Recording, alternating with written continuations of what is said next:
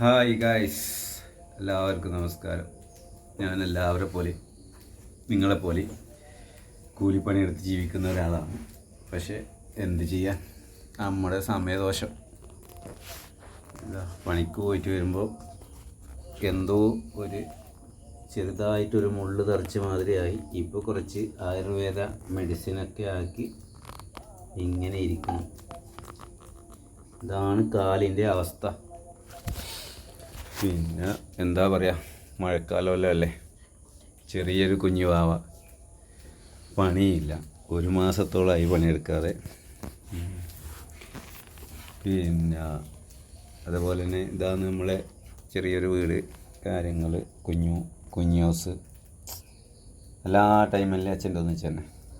അച്ഛനെങ്കിൽ ഇപ്പോൾ full time പെൻഡിങ്ങിലായി വീട്ടിൽ തന്നെ അല്ലേ. കുഞ്ഞു വാവേ ടാറ്റയ്ക്ക് മാമന്മാർക്കെല്ലാം, എല്ലാ മാമന്മാർക്കും ടാറ്റ. അച്ഛൻ പണിക്ക് പോയിട്ട് അറിയും. അച്ഛൻ കാക്കുമ്പായി അറി ഉമ്പായി. പിന്നെ ഒരുപാട് ഹോസ്പിറ്റലെല്ലാം പോയി, ഒന്നും നടക്കുന്നില്ല. അത് ചെറുതായിട്ടൊരു മുള്ളു തറച്ചതാണ് ഒരു ഓർമ്മ. ഇപ്പോൾ ആയുർവേദ മെഡിസിൻ ആക്കിയിട്ട് ഇങ്ങനെ ഇരിക്കുന്നു.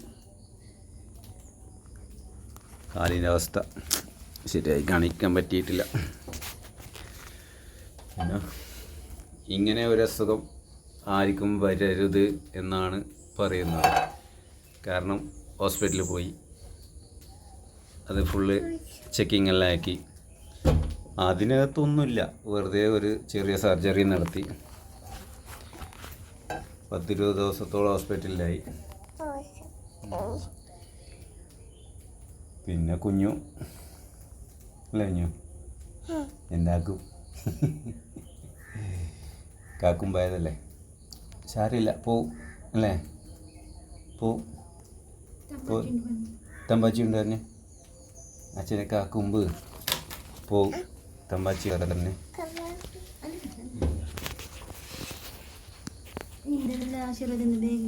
എന്താ അപ്പം എല്ലാവരും ആശീർവാദം ഉണ്ടാവുമെന്ന് വിശ്വസിക്കുന്നു, പ്രാർത്ഥിക്കുന്നു. എത്രയും വേഗം ശരിയാവട്ടെ. ഇതിൻ്റെ ഒരു ഫുള്ള് വീഡിയോ എടുത്തേക്കാറുണ്ട്.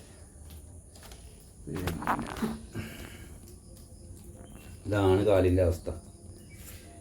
ഇപ്പോൾ അത് ഒരുപാട് മരുന്നാക്കി, പിന്നെ കുറച്ച് ആയുർവേദ മരുന്നൊക്കെ ഇട്ടിട്ടുണ്ട്. അപ്പോൾ ശരിയാവുന്നുള്ളൊരു പ്രതീക്ഷയാണ്. ഓക്കെ.